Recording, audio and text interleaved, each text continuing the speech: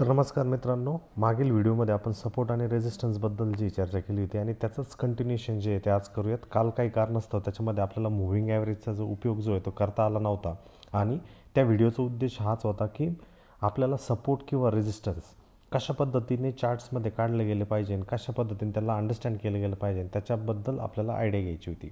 तर कालच्या व्हिडिओमध्ये आपण काय काय बघितलं त्याच्याबद्दलचा छोटासा गोषवारा करूयात.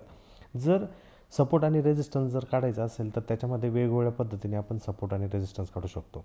सर्वात महत्त्वाचा आणि खुशकीचा मार्ग म्हणजे तो सपोर्ट आणि रेजिस्टन्स काढण्याचा ती म्हणजे ट्रेंड लाईन. जसं की मी इथं ह्या असेट क्लासवरती ह्या पर्टिक्युलर स्टॉकच्या चार्टवरती ही एक ट्रेंड लाईन काढली आणि ती ट्रेंड लाईन मला एक स्टॅटिक लेवल दाखवते की ज्याच्यामध्ये प्राइसेस फायनान्शियल असेट किंवा हे जे स्टॉक जे आहेत याचं एक कॉमन प्राईसचं बॅरियर आहे का जिथं ही किंमत जी आहे जवळजवळ 26 रुपयांपाशी पहिल्यांदा आली आणि तिकडनं बाउन्स बॅक करत जवळ 28 रुपयापर्यंत गेली.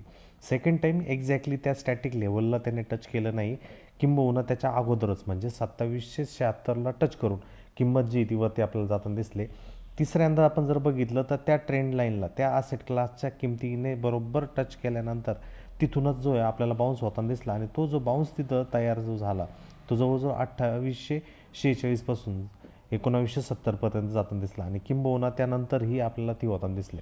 म्हणून ही जी रेषा ही जी लाईन आपण इथं काढलेली ही एक स्टॅटिक लाईन आहे की जी फायनान्शियल असेट किंवा तो जो स्टॉक जो आहे तो अप ट्रेंडमध्ये चालला असेल तर त्या हिशोबाने तो त्याला समर्थन किंवा सपोर्ट देण्याचं काम करेल. म्हणून ट्रेंड लाईन ज्या आहेत एक इम्पॉर्टंट पार्ट असतात सपोर्ट आणि रेजिस्टन्स आणि त्याकडे आपण लक्ष दिलं गेलं पाहिजे. ज्यावेळेस मार्केट आता भलेही हे 4 तासाचा टाईम फ्रेमचा चार्ट आहे याच्यामध्ये आपल्याला मार्केट वरती जाताना दिसते म्हणजेच शॉर्ट टर्ममध्ये याला अप ट्रेंड म्हटलं जातं आणि ह्या केसमध्ये तो एका लेवलपासून रेजिस्टन्स घेऊ शकतो. जसं की आपण इथं जर बघितलं तर 3 मे 2024ला जवळजवळ 3000च्या लेवलपासून पुन्हा एकदा 5 जूनच्या दिवशी 3016च्या आसपास आणि पुन्हा एकदा लेटेस्टमध्ये 11 जुलैच्या वेळेस आपल्याला तो रेजिस्टन्स होताना दिसतो. म्हणजे किंमत किंवा तुमचं सिक्युरिटी किंवा फायनान्शियल मार्केटमधलं हे इन्स्ट्रुमेंट भलेही अप ट्रेंडमध्ये असेल त्यामध्ये त्याला कुठला तरी रेजिस्टन्स जो आहे तो बसण्याची शक्यता चान्सेस जे ते सगळ्यात जास्त असतात आणि त्या बेसिसवरती शॉर्ट टर्मच्या हिशोबाने आपण प्रॉफिटला जे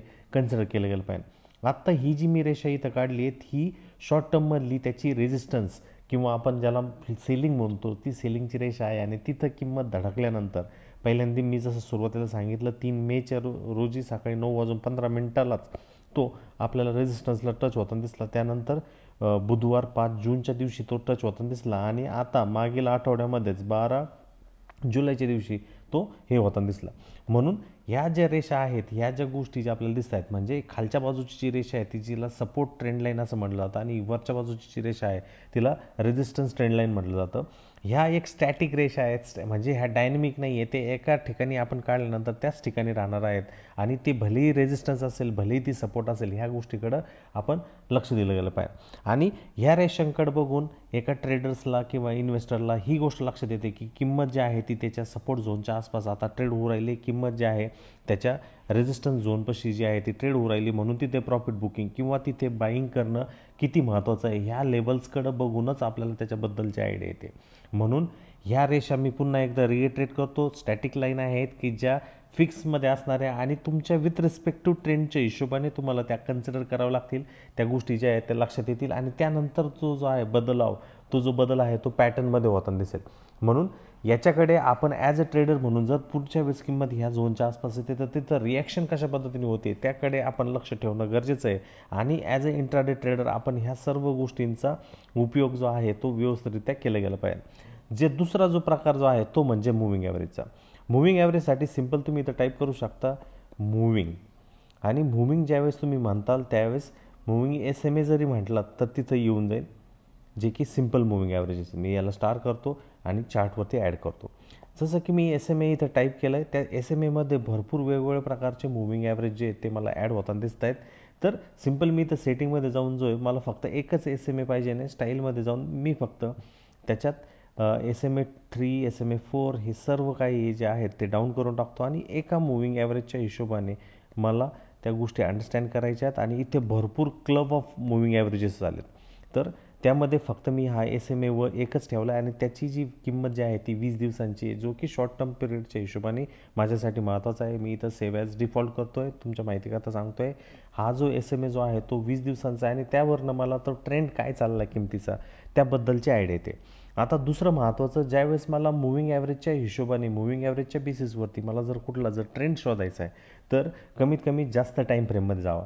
जसं की ह्या चार्टमध्ये जर तुम्ही जर बघितलात तर तुम्हाला लक्षात येऊन जाईल, हा जो टाईम फ्रेम मी जो इथं युटिलाइज जो केला आहे तो वीकली टाईम फ्रेममध्ये मी आलो आहे. आणि जर तुम्ही व्यवस्थितरित्या जर बघितलात तर हा ज्या वेळेस किंमत जी आहे त्या 20 दिवसांच्या SMAच्या वीकली टाईम फ्रेमच्या वरती निघते त्यावेळेस कशा पद्धतीने मूव्ह होताना दिसते. इन बिटवीन जर किमतीमध्ये काही करेक्शन, वरच्या बाजूला काही रेजिस्टन्स, बॅड न्यूज वगैरे काही आली तर तुम्ही बघू शकता, भलेही त्या मूव्हिंग ॲव्हरेजच्या आसपासच किंमत जी सपोर्ट घेत नाही आहे, त्याच्यानंतर त्याच्या खाली जाऊन थोडंसं वरती डीप करून पुन्हा एकदा वरच्या बाजूला जाताना दिसते. आणि जर ह्या पर्टिक्युलर इन्स्ट्रुमेंटसाठी, ह्या पर्टिक्युलर सिक्युरिटीसाठी जर आपण गोष्ट जर बघितली तर मोस्ट ऑफ टेक्निकल इंडिकेटर जे आहेत ते ॲडव्होकेट होत नसतात. म्हणून ट्रेडर जे आहेत ते ह्या इंडिकेटरचा यूज जो आहे तो शॉर्ट टर्ममध्ये प्राईसचं मोमेंटम कसं होईल आणि रिलायबल त्याचा सपोर्ट कुठं असू शकतो विथ रिस्पेक्ट टू त्या मूव्हिंग ॲव्हरेज, त्याकडे लक्ष देण्याचं काम करत असतात. म्हणून मूव्हिंग ॲव्हरेज एक अशा प्रकारची लाईन आहे जी सर्व करते, स्मूथ आउट करण्याचा प्रयत्न करते पास्टमध्ये किंवा प्रेझेंटमध्ये की किमतीचं काय होतं. जर आपण ह्या वर्तमान परिस्थितीमध्ये ह्या मूव्हिंग ॲव्हरेजची जर लाईन जर बघितली तर ती लाईन जी आहे अशा पद्धतीने साईडवेज होताना आपल्याला दिसते. याचा अर्थ काय की याच्यावरून आपल्याला लक्षात येतो आहे की हा पर्टिक्युलर जो स्टॉक जो आहे तो एका रेंजमध्ये अडकलेला असून त्याच्यासाठी खालच्या बाजूला समर्थन, सपोर्टची जी पातळी ती 2650 ते 2700च्या आसपास आहे आणि वरच्या बाजूला जी रेजिस्टन्स, प्रतिकारची जी पातळी जी आहे ती 3600 पासून 3550च्या झोनपाशी आहे. म्हणजेच हा जो ट्रेंड चालला आहे पाठीमागील 1 ते 2 वर्षापासून एक साईडवेज ट्रेंड होताना ह्या पर्टिक्युलर स्टॉकमध्ये 20 दिवसांच्या मूव्हिंग ॲव्हरेजकडे बघितल्यानंतर आपल्याला ही गोष्ट जी आहे इथे लक्षात येते आणि ह्या गोष्टीकडे आपलं ॲज अ ट्रेडर जे म्हणून लक्षात ठेवलं पाहिजे. म्हणून प्राईस जे आहे ज्यावेळेस एका स्ट्रॉंग ट्रेंडमध्ये आहे, जसं की ह्या पर्टिक्युलर पॉईंटपासून ह्या पर्टिक्युलर पॉईंटपर्यंत जर तुम्ही बघितलात तर तुम्हाला इथे लक्षात येऊन जाईल की किंमत जी आहे, प्राईस जी आहे ती एका स्ट्रॉंग अप ट्रेंडमध्ये चालताना दिसते. भले ती 20 दिवसाच्या मूव्हिंग ॲव्हरेजच्या खाली 3-4 इन्स्टन्सेसला गेली आहे, परंतु त्यानंतर जो बाउन्स बॅक केला आणि एक स्ट्रॉंग ट्रेंड झाल्यानंतर जी करेक्शनची मूव्ह आली त्या सपोर्ट जो घेतला तो 20 दिवसाच्या मूव्हिंग ॲव्हरेजच्या आसपासच घेताना आपल्याला तो दिसलेला आहे. म्हणून हे ट्रेडरसाठी एक इंडिकेशन असतं आणि त्या इंडिकेशनचा उपयोग जो आहे तो व्यवस्थितरित्या एक सपोर्ट कुठं आहे आणि रेजिस्टन्स कुठं आहे याच्याबद्दल माहिती करण्याकरता या 20 दिवसाच्या मूव्हिंग ॲव्हरेजचा उपयोग जो आहे तो होत असतो. आणि याच्या व्यतिरिक्त हे जे मूव्हिंग ॲव्हरेज आहेत, भले तुम्ही एक्सपोनेन्शियल मूव्हिंग ॲव्हरेज घ्या किंवा सिम्पल SMA घ्या, याच्यावरनं आपल्याला अंदाज येतो की शॉर्ट टर्ममध्ये प्राईसचा जो ट्रेंड जो आहे तो कशा पद्धतीने होऊ शकतो. जर किंमत त्या मूव्हिंग ॲव्हरेजेसला जर क्रॉस करून राहिली तर तिथे मोमेंटमची शक्यता जी आहे ते ट्रेडर्स किंवा स्विंग ट्रेडर जे ते एक्सपेक्ट करत असतात. आणि जर किंमत त्या मूव्हिंग ॲव्हरेजच्या खाली अशा पद्धतीने घुसताना दिसते तर त्या ठिकाणी किंमत जी आहे ती ढकलण्याची, खालच्या बाजूला जाण्याची शक्यता जी आहे ती होण्याचे चान्सेस होत असतात. म्हणून ह्या मूव्हिंग ॲव्हरेजला बघूनच आपल्याला त्याच्याबद्दलची आयडिया व्यवस्थितरित्या येते आणि त्याच्या माध्यमातून आपल्याला समजून येतं की किमतीचा पायंडा, किमतीचा जो मोड जो असणार आहे तो किती मोठ्या प्रमाणात, किती प्रचंड प्रमाणामध्ये तो मूव्ह होताना आपल्याला दिसणार आहे. म्हणून ह्या मूव्हिंग ॲव्हरेजमध्ये युटिलायझेशन करत असतात. याच्यात महत्त्वाचा मुद्दा हा आहे की हे मूव्हिंग ॲव्हरेज हे फक्त कन्फर्मेशन टूल्स म्हणून युटिलाइज केले जातात, ना की याच्या बेसिसवरती ट्रेडिंगचे तुमचे सिग्नल्स, ट्रेडिंग डिसिजन जे ते इव्हॉल्व झाले पाहिजे, तुम्ही घेतले गेले पाहिजे. जर मूव्हिंग ॲव्हरेजच्या बेसिसवरती जर तुम्हाला तुमचे ट्रेडिंग डिसिजन जर घ्यायचे असले तर तिथं चुकण्याचे सगळ्यात जास्त चान्सेस असतात. जसं की इथं जर तुम्ही बघितलात ह्या चार्टमध्ये 2022पासून 21च्या मध्यापासून जवळजवळ 2024 चाललं आहे. हा पर्टिक्युलर स्टॉक जो आहे तो पूर्णपणे साईडवेज आहे. जर तुम्ही इथे तो वरती गेला आहे म्हणून तो घेण्याचा करण्याचा प्रयत्न केला असाल तर तुमचा निर्णय किती चुकण्याची शक्यता इथे आहे हे पण आपल्याला लक्षात आलं पाहिजे. म्हणून ओव्हरऑल ट्रेंड कुठल्या दिशेमध्ये चालला आहे त्याच्याबद्दल आपल्याला अंदाजा, त्याच्याबद्दल आयडिया जी ती असली गेली पाहिजे. प्रत्येक स्टॉक जो आहे 3 प्रकारच्या गोष्टीमध्ये आपल्याला मूव्ह होताना दिसतो. येणाऱ्या व्हिडिओच्या सिरीजमध्ये आपण तिथं चर्चा करणारच आहोत. परंतु ह्या व्हिडिओचा कॉन्टेक्स्ट फक्त हाच आहे की ज्यावेळेस आपल्याला एक स्ट्रॉंग ट्रेंडिंग मूव्ह होताना तो स्टॉक दिसतोय किंवा एक स्ट्रॉंग कन्सॉलिडेशन नंतर तो स्टॉक तिकडनं निघताना दिसतोय वरच्या बाजूला किंवा खालच्या बाजूला, त्याचा उपयोग जो आहे आपल्या ट्रेडिंग डिसिजनमध्ये एक कन्फर्मेशन सिग्नल म्हणूनच करणं हे सगळ्यात महत्त्वाचा मुद्दा, सगळ्यात महत्त्वाचा पॉईंट असतो. म्हणून ह्या गोष्टींकडे आपण जे लक्ष दिलं गेलं पाहिजे. आता थोडंसं आपण पुढच्या गोष्टीकडे वळूयात, थोड्याशा पुढच्या गोष्टीमध्ये त्याचं युटिलायझेशन करूयात. जसं की आपण पहिल्या व्हिडिओमध्ये आपण सांगितलं की किमतीचा जो बदलाव जो आहे तो किमती ज्या आहेत त्या कशा पद्धतीने वर्कआउट होतात आणि त्या किमतीचा उपयोग जो आहे तो कशा पद्धतीने उपयोग आपल्याला करताना दिसतो त्याच्याबद्दल आपण बघूयात. तर काही इन्परफेक्शन जे आहेत ते याच्यामध्ये, ते इन्परफेक्शन्स काय आहेत, जर मी फक्त ट्रेंड लाईनच्या बेसिसवरतीच ट्रेड करण्याचा प्रयत्न करतोय तर तिथं माझे ट्रेड जे आहे ते मिस होण्याची शक्यता, मिस होण्याचे चान्सेस जे ते सगळ्यात जास्त असतात. मी फक्त ट्रेंड लाईनकडेच बघितलं आणि त्या ट्रेंड लाईनवरती मी माझी लिमिट ऑर्डर इथं प्लेस करून दिली आहे, परंतु तिथं किमतीने जो आहे एअर गॅप केला आणि वरतीच युटर्न घेतला, परत दुसऱ्या वेळेस मी तीच गोष्ट बघत बसलो तर तिथं तुमचं ट्रेड जो आहे तो मिस होण्याची शक्यता असतात. आणि म्हणून अशा गोष्टीकडे जो आहे तुम्ही लक्ष देणं गरजेचं आहे. जर तुम्ही बघितलं तर हा एक पर्टिक्युलर सिक्युरिटी एक स्टॉकचा वीकली चार्ट आहे आणि ह्या वीकली चार्टमध्ये आपल्याला ह्या पॉईंटला असं लक्षात येतं आहे की किमतीने लास्ट टाईम 2300च्या आसपास जे ते बाउन्स घेतला होता आणि त्याच्यामुळं तो एक सपोर्टचा पॉईंट होता.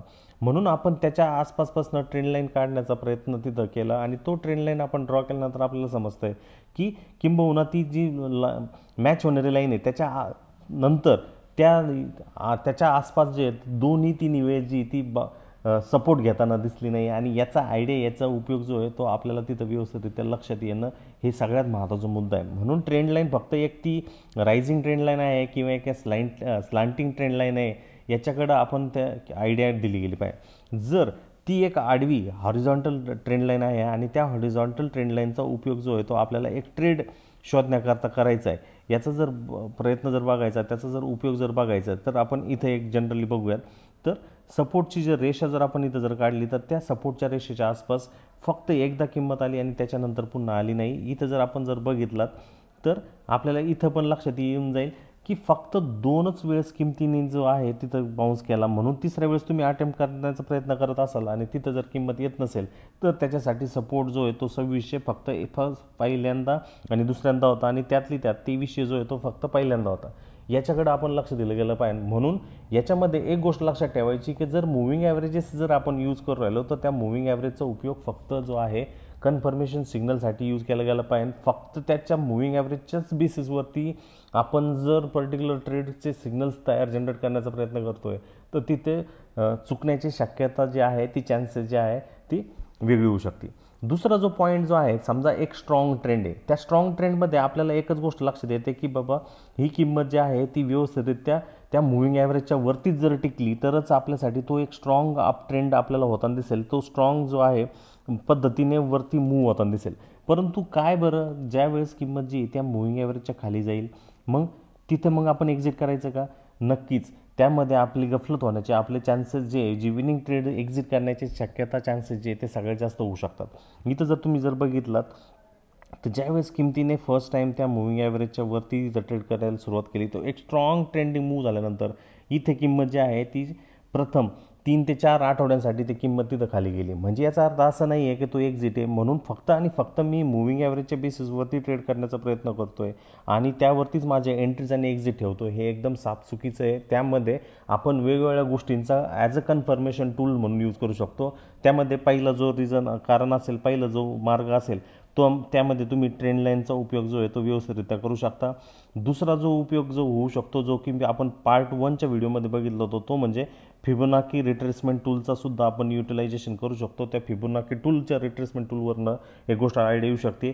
तिसरा जो आपण उपयोग करू शकतो तो म्हणजे या मूव्हिंग ॲव्हरेजमध्ये जो की एक सिम्पल मूव्हिंग ॲव्हरेज SME म्हणतो आहे आणि दुसरा म्हणजे EMA ज्याला एक्सपोनेन्शियल मूव्हिंग ॲव्हरेज म्हणतो त्याचा आपण व्यवस्थितरित्या उपयोग करू शकतो. आणि चौथं, ह्या मूव्हिंग ॲव्हरेजेसमध्ये वेगवेगळे टाईम फ्रेम, जसं की आत्ता तुमच्या रिप्रेझेंटेशन पर्पजसाठी 20 दिवसांचं मूव्हिंग ॲव्हरेजेस आपण यूज केलं, त्याच्याबरोबरच आपण 30 दिवसांचं EMA किंवा वीकली मूव्हिंग ॲव्हरेज जो आहे तो आपण युटिलाइज करून त्याचा उपयोग जो आहे तो करू शकतो. आणि अशा पद्धतीने याच्यामध्ये जो मेस किंवा याच्यामध्ये जो चुकीची गोष्ट जी आहे ती आपल्याला व्यवस्थितरित्या लक्षात ठेवू शकते.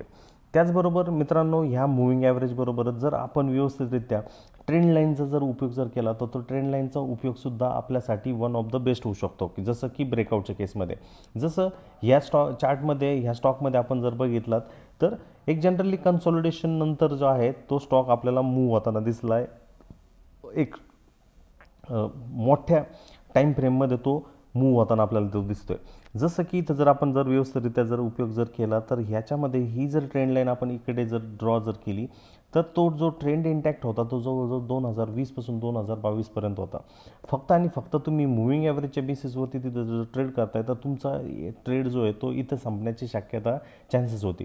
म्हणून ह्या ज्या स्टॅटिक लेवल ज्या आहेत भलेही त्या काही वेळेस काही काळासाठी चालू शकत नाही, त्या आपल्याला व्यवस्थितरित्या रिजिड आयडिया जो आहे तो देऊ शकतो. आणि म्हणून सपोर्ट आणि रेजिस्टन्समध्ये ट्रेंड लाईन जे आहे ते एक ग्रेट टूल म्हणून उपयोग होतो, ज्या काही आयडेंटिफाय करतात ओव्हरऑल मार्केटमध्ये ट्रेंड काय. जसं की इथं जर आपण जर बघितलं तर ओव्हरऑल मार्केटमध्ये 2020 पासून जवळजवळ 2022च्या जानेवारी महिन्यापर्यंत हा जो ओव्हरऑल ट्रेंड जो होता तो अप ट्रेंड होता. आणि त्यामध्ये जो कुठलाही रिजेक्शन करेक्शन जो आपल्याला येत होता तो एक रेग्युलर पुलबॅक होता. आणि त्या पुलबॅकमध्ये हा एक सपोर्टचं काम करू शकतो हे या ट्रेंड लाईनच्या माध्यमातून आपल्याला समजू शकतं. आणि ज्यावेळेस ही ट्रेंड लाईन ब्रेकडाऊन होऊ राहिली किंवा त्याच्या आसपास सपोर्ट घेऊ राहिली याच्यावरनं आपल्याला ओव्हरऑल आयडिया येऊन जाते. म्हणून ट्रेंड जर मला आयडेंटिफाय करायचं आहे तर तुमचं कन्फर्मेशन सिग्नल जो आहे तो ट्रेंड लाईनच्या माध्यमातून सुद्धा येऊ शकतो. ह्याबरोबरच तुम्ही मुव्हिंग ॲव्हरेजसुद्धा युटिलाइज करू शकतो. ह्याबरोबरच एका स्पेसिफिक लेवलला सपोर्ट आहे की रेजिस्टन्स आहे हे व्हिज्युलायझेशन हे तुमच्या व्यवस्थितरित्या लक्षात येण्याचं जे कारण आहे याचा जो मार्ग जो आहे तो ट्रेंड लाईन असू शकतो आणि त्याच्यामध्ये युटिलायझेशन करणं गरजेचं आहे. दुसरं महत्त्वाचा मुद्दा हमेशा, आणि हे एक अतिशय महत्त्वाचा पॉईंट आहे मित्रांनो, की तुमच्या ट्रेंड लाईनच्या आसपासच किमतीने युटर्न केलं गेलं पाहिजे असं नाही आहे. तो एका लेवल एक व्हॅल्यूऐवजी तो एक झोन असू शकतो आणि त्या झोनलासुद्धा तुम्हाला अंडरस्टँड करणं, त्याला इंटरप्रिट करणं, त्याला समजून घेणं हे सर्वात महत्त्वाचा मुद्दा आहे. असं नाही आहे की ही ट्रेंड लाईनची 2894ची व्हॅल्यू तिथूनच रिव्हर्स झालं पाहिजे असं नाही आहे. ती व्हॅल्यू जी एक रेंज असू शकते आणि त्या रेंजला तुम्ही अंडरस्टँड करणं गरजेचं आहे. आणि त्यामुळंच याच्यामध्ये झोन जो आहे एक गेम चेंजरचं काम तिथं करताना दिसू शकतो.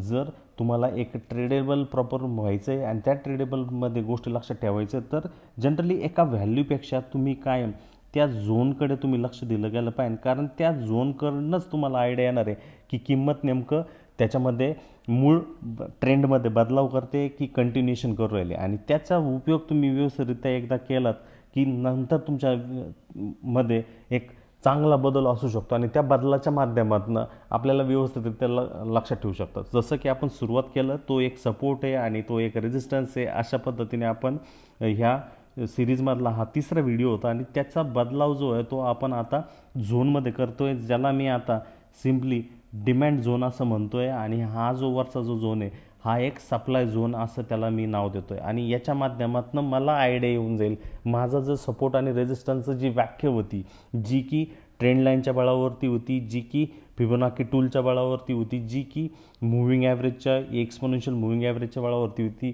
ती बदलून आता फक्त आणि फक्त झोनचं कन्सिडरेशन करून होईल. आणि ह्या चार्टमध्ये मी ह्या झोनला जर बघितलं तर डिमांड झोन होईल की ज्यावेळेस किंमत त्याला टच करून तिथून वरती बाउन्स करते. आणि त्याच्या उलट जर मी इथं जर झोन जर काढायचं जर झालं तर याला मी कन्सिडर करेल सप्लाय झोन असं म्हणेल की जिकडं ज्या झोनमध्ये ज्या रेंजमध्ये किंमत टच करून खालच्या बाजूला येते त्याच्यामुळं तो एक सप्लाय झोन होतो. आणि किंबहुना इथून पुढच्या पूर्ण व्हिडिओजमध्ये इथून पुढच्या ह्या सिरीजच्या व्हिडिओजमध्ये आपण त्याला सिम्पल डिमांड झोन आणि त्याच्या उपरोक्त जिथून किंमत जी आहे ती खालच्या बाजूला येते त्याला सप्लाय झोन असं संबोधूया. आणि ओव्हरऑल सपोर्ट आणि रेजिस्टन्सच्या सिरीजमधला हा लास्ट व्हिडिओ होता. कसा वाटला तुम्हाला व्हिडिओ? काही कॉन्सेप्ट समजले का? जर समजले असतील तर व्हिडिओच्या कमेंट बॉक्समध्ये कमेंट करा. आणि काही प्रश्न तुमच्या मनात उत्पन्न झाले असतील, काही कन्फ्युजन्स असतील, काही क्वेरीज असतील त्याच्याबद्दलसुद्धा तुम्ही प्रश्न व्हिडिओच्या डिस्क्रिप्शन बॉक्समध्ये नक्की विचारू शकता. त्याबरोबरच तुम्ही ह्या चॅनलला नवीन असाल तर नक्कीच ह्या चॅनलला सबस्क्राईब करा, तुमच्या मित्रपरिवारामध्ये जास्तीत जास्त शेअर करा.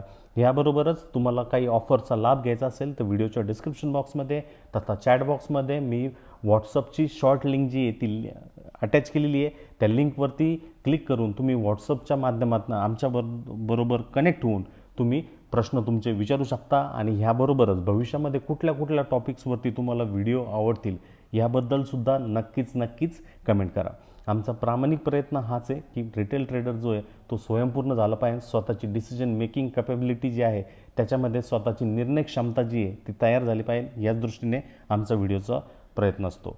धन्यवाद मित्रांनो.